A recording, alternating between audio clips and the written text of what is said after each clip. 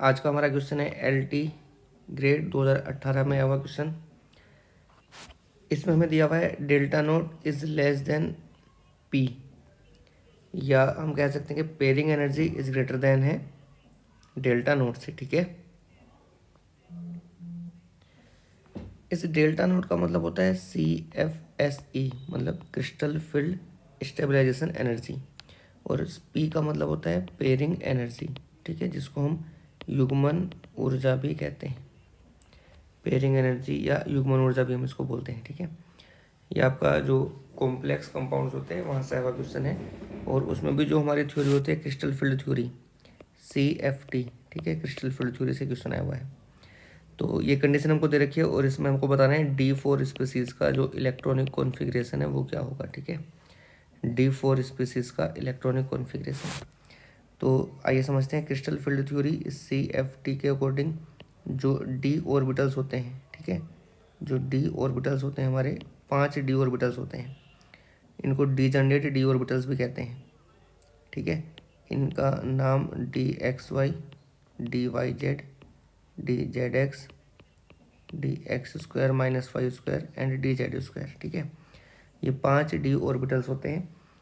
अब crystal field theory के according ये जब कॉम्प्लेक्स बनाते हैं, जो मेटल आयन है जब वो कॉम्प्लेक्स बनाते हैं तो उसके जो 5 D ऑर्बिटल्स हैं ये अलग अलग सेट में टूट जाते हैं। ठीक है, जो ये वाला सेट है, ये 3 ऑर्बिटल्स का सेट, इसको T2G सेट कहते हैं, और जो ये वाले 2 ऑर्बिटल्स हैं इनको EG ऑर्बिटल्स कहते हैं। ठीक है, EG सेट ऑफ ऑर्बिटल्स। तो भाई जो ऑक्टाहेड्रल कॉम्प्लेक्स होते हैं, हमने इसमें हालांकि पूरा नहीं दिया, बट जो ऑक्टाहेड्रल कॉम्प्लेक्स होते हैं उनमें ये जो T2G वाला सेट है, यानी कि जो 3 ऑर्बिटल्स हैं, ये एनर्जी कम होती है इसकी, इसको हम नीचे दिखाते हैं, और जो EG वाला सेट है, ठीक है, ये 2 ऑर्बिटल्स, इनकी एनर्जी ज़्यादा होती है, ये एनर्जी का ऑर्डर है। ठीक है, तो अब यहाँ पर 2 कंडीशन बनती है। पहली कंडीशन जो हमको यहाँ पर दे रखा है, एक ये पेयरिंग एनर्जी अगर CFSE से ज़्यादा हो, और दूसरी कंडीशन है कि अगर ये जो पेयरिंग एनर्जी है ये CFSE से कम हो। ठीक है, तो इसमें एक बहुत ही बेसिक सी ट्रिक मैं आपको बता रहा हूँ, ये बात हमेशा ध्यान रखना क्योंकि क्वेश्चन थोड़ा चेंज होकर भी आ सकता है। ठीक है, अगर पेयरिंग एनर्जी ज़्यादा है, तो पेयरिंग नहीं होगी। ठीक है, पेयरिंग नहीं होगी। अगर पेयरिंग एनर्जी कम है तब पेयरिंग होती है। ठीक है, तब पेयरिंग होती है। तो यहाँ पर केस में क्या है कि पेयरिंग एनर्जी ज़्यादा दिखा रखी है इस वाले क्वेश्चन में हमारे में, तो पेयरिंग एनर्जी ज़्यादा है तो पेयरिंग नहीं होगी। पेयरिंग नहीं होगी इसका मतलब इलेक्ट्रॉन अनपेयर्ड होंगे।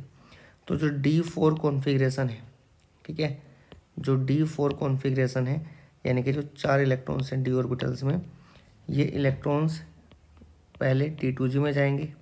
ठीक है, 3 इलेक्ट्रॉन। अब उसके बाद में, क्योंकि यहाँ पर हमारा जो कॉन्सेप्ट है वो ये वाला कॉन्सेप्ट है, ठीक है, पेयरिंग एनर्जी ज़्यादा है, तो पेयरिंग नहीं होगी। अगर पेयरिंग नहीं होगी तो इलेक्ट्रॉन EG वाले में जाएगा फिर। ठीक है, तो इलेक्ट्रॉन EG वाले में जाएगा।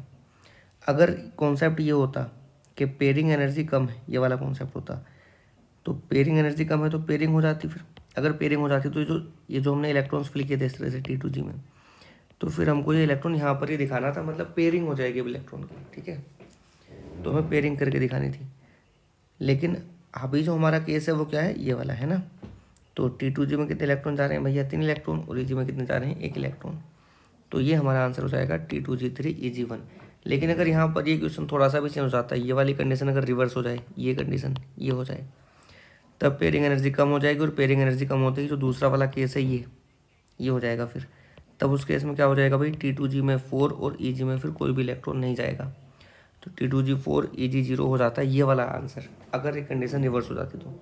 लेकिन फिलहाल जो हमें क्वेश्चन दिया हुआ है UP LT ग्रेड 2018 में जो आया हुआ था, उसका आंसर ये 3rd वाला सही होगा। ठीक है।